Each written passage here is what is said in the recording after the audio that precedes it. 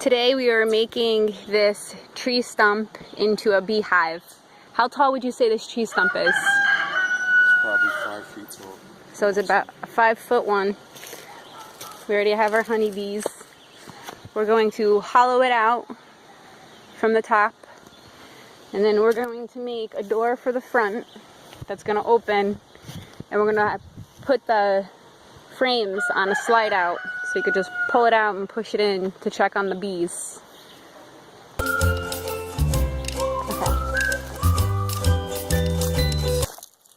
Alright, so let me have the axe again. I'm just curious to see if I got the axe there. I need a sledge.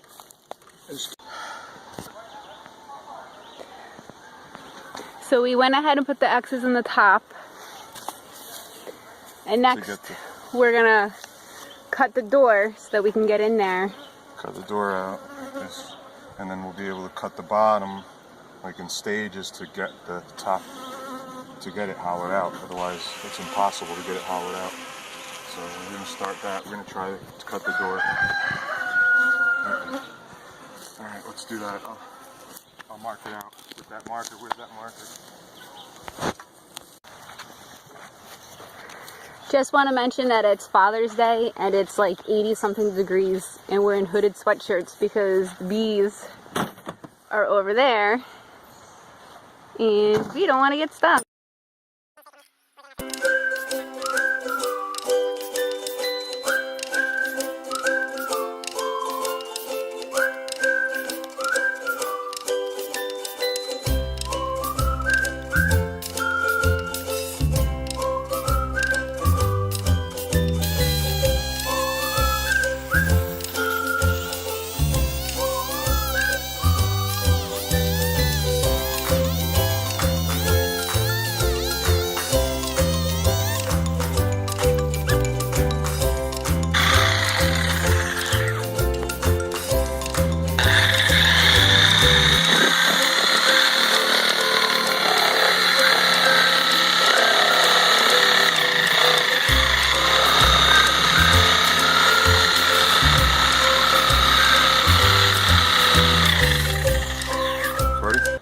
So the idea is to just get this door off, so from on the inside, chainsaw this face, and then slowly try to chip away at the door lines, bringing them down, and then my idea is to then be able to go underneath inside from the door side, little bit by little bit, stages of course, but chopping away at that center part there, because from the top it's impossible.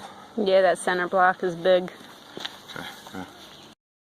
Slice, slice, slice, chop, chop, chop. Probably 4 hours of chopping. And then come around this way.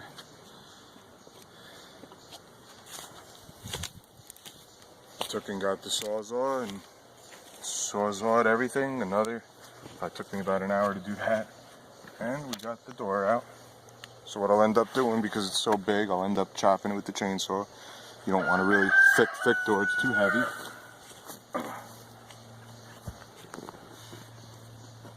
And that's it. Now we'll chop it out from the bottom there.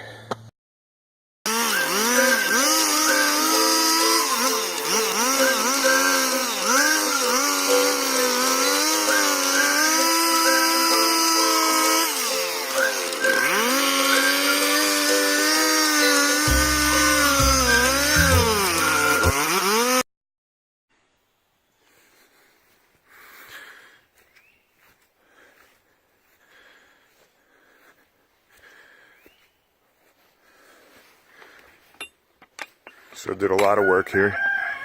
Put a screen on so that you can have visual of the bees without actually getting hit by them in the face when you open the door. So I thought that would be a good thing to do. So it's basically just fit in place and pull it out. It closes against this rim that I installed to the backing of the tree. You could sort of see. And I have to I'll fill that with probably like liquid nails. And I sealed it all up. There's the screen above. There's two rows of, or two tiers of the beehives, the racks, whatever they're called. And each one fits around 10, so there'll be 20 of the racks. So let's put this back. Again, it just sort of, what I did was I made a little notch in there. It's got to get cleaned out, but you can see sort of a notch. It fits down in like that.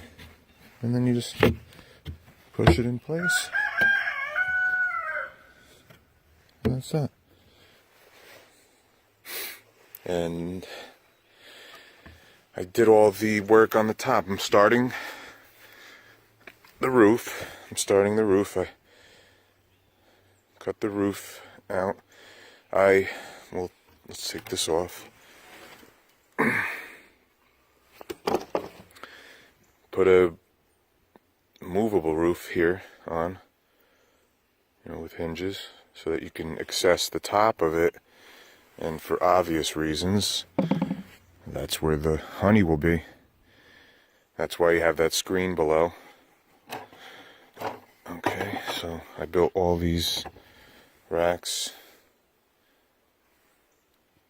on my table saw and just ripping the pieces and nailing and gluing them together. And there you can see below is the screen where the beehive is. And so I ended up actually enlarging the hole itself, the cavity itself, and again with the chainsaw, definitely tough and not easy at all. But a little labor, and it's possible.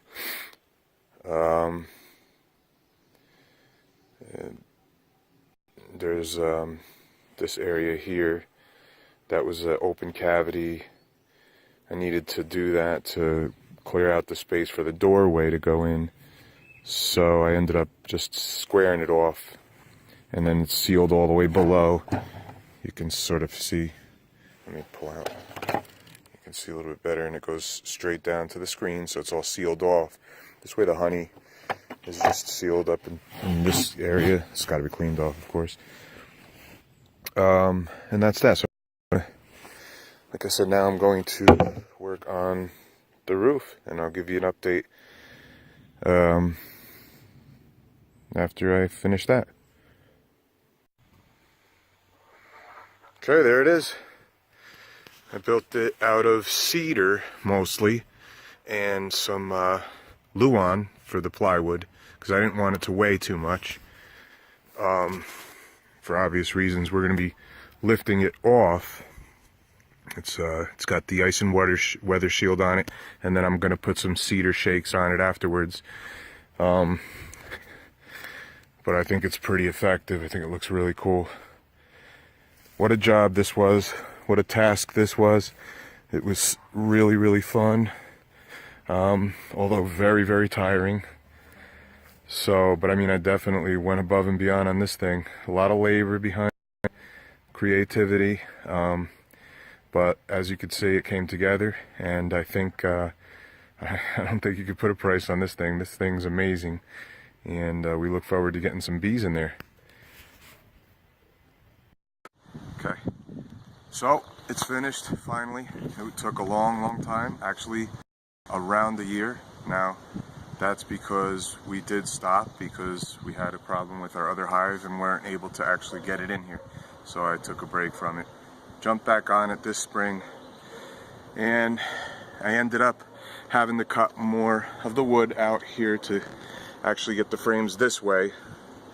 And the reason why I did it to go the long way this way, and I'll show you that in a little bit, but there was a reason.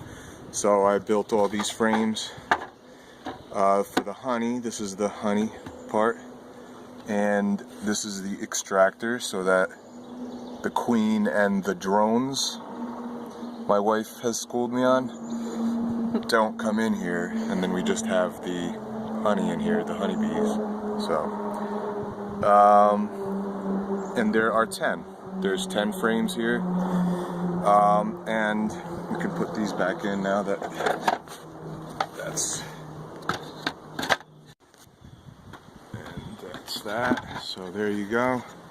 Now to close it and put this lid on it, and there are a couple screws. I thought that was the best way to secure it. So screw it down.